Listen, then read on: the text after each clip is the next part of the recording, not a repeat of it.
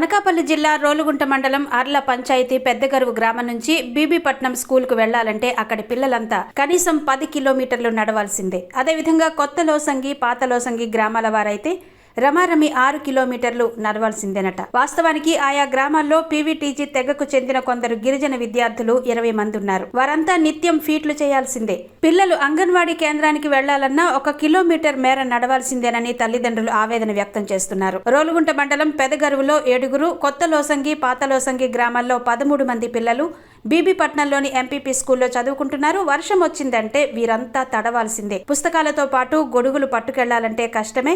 Monday ఎండలైనా మాడుకుంటూ నడవాల్సిందే.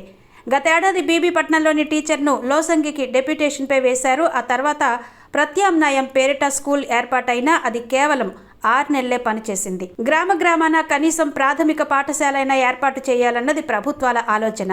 కానీ అధికారులు ఆ దిశగా ఎందుకు ముందడుగు వేయడం లేదని గ్రామస్తులు ఆవేదన వ్యక్తం చేస్తున్నారు.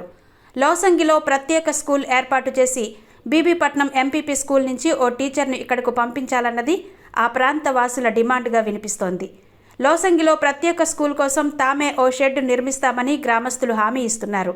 ఇప్పటికైనా జిల్లా కలెక్టర్ చొరవ చూపించి తమ పిల్లల కోసం బడి ఏర్పాటు చేయాలని గ్రామస్తులు కోరుతున్నారు. లేని పక్షంలో వచ్చే నెల 1వ తేదీన విద్యార్థులు తల్లిదండ్రులతో కలిసి పాదయాత్ర నిర్వహిస్తామని హెచ్చరించారు.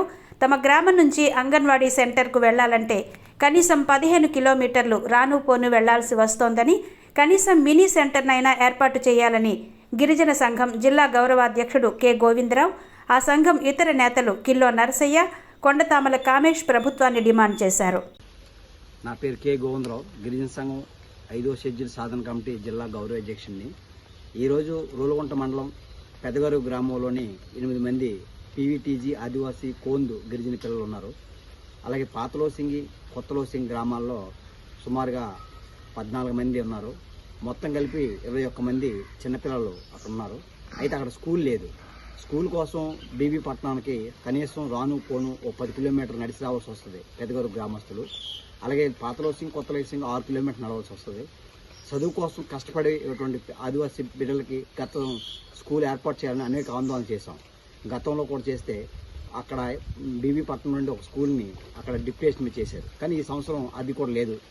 వెంటనే ఆ గ్రామంలో లోసింగ్ గ్రామంలో స్కూల్ ఏర్పాటు చేయాలని, అలాగే అంగన్వాడీ సెంటర్కి వెళ్ళాలంటే రాజానిపేట గ్రామానికి వెళ్ళాలి. 16-18 కిలోమీటర్ల దూరంలో వెళ్ళాల్సిన పరిస్థితి.